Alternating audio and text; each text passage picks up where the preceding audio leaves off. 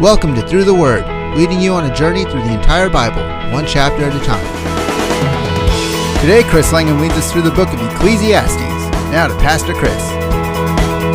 Thank you, Josh. And Ecclesiastes chapter 7 today on Through the Word, a change of gears in our journey through Ecclesiastes. Solomon has been trying to figure out what is good in life. He has lamented over the emptiness of all the self-centered toiling that he sees, but now he looks to something else. He moves from work to wisdom. Chapter 7 at verse 25 captures the heart of Solomon's new quest. So I turned my mind to understand, to investigate, and to search out wisdom and the scheme of things. He wants to know, how does it fit together and how can you live with wisdom? He goes on to say, and also to understand the stupidity of wickedness and the madness of folly. Solomon wants to know, why are the wicked people so stupid? And why are the foolish people so idiotic? What is the deal with wickedness and folly? Now Solomon starts off that quest back in verse 1 at a great place to learn wisdom. A good name is better than fine perfume, and the day of death better than the day of birth. It is better to go to a house of mourning than to go to a house of feasting, for death is the destiny of every man. The living should take this to heart. Sorrow is better than laughter, because a sad face is good for the heart.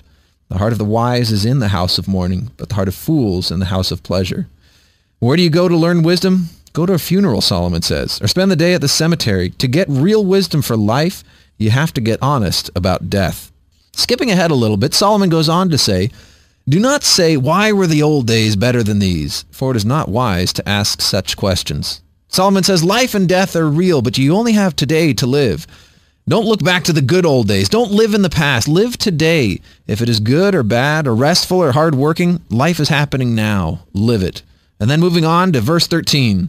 Consider what God has done. Who can straighten what he has made crooked? God makes some things crooked, but why? Why are some things not right? Why are they unfixable? Solomon says to consider it. Don't just curse it. Think about it. The point of life is not just to straighten every crooked thing. Perhaps the crooked things will teach you more wisdom. At verse 14, Solomon says, when times are good, be happy. But when times are bad, consider. God has made the one as well as the other. Therefore, a man cannot discover anything about his future. Both good times and bad times are essential to growing in wisdom, but stop and think about it. God made the good times. He gave us them, joy and beautiful things. So what about the bad times? Did God change? Is he fickle?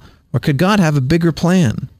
It is essential in life to ask God, what is the purpose of these hard times? Then moving on to verse 16. Do not be over-righteous, neither be over-wise.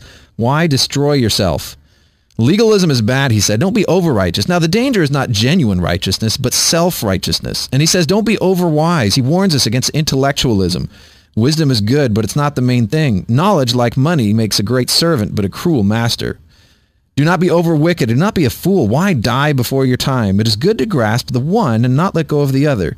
The man who fears God will avoid all extremes. The great key here is balance. How do you find that balance? You fear God. I encourage you to read Ecclesiastes 7 today. Join Solomon on his quest for wisdom. He says he hasn't found all of it. He doesn't have all the answers, but he does have some good ones. The stupidity of wickedness and the madness of folly make wisdom hard to figure out. But he says this in verse 29. This only have I found, God made mankind upright, but men have gone in search of many schemes. God made everything good, but man has messed things up. Join us next time on Through the Word as we continue the journey, one chapter at a time.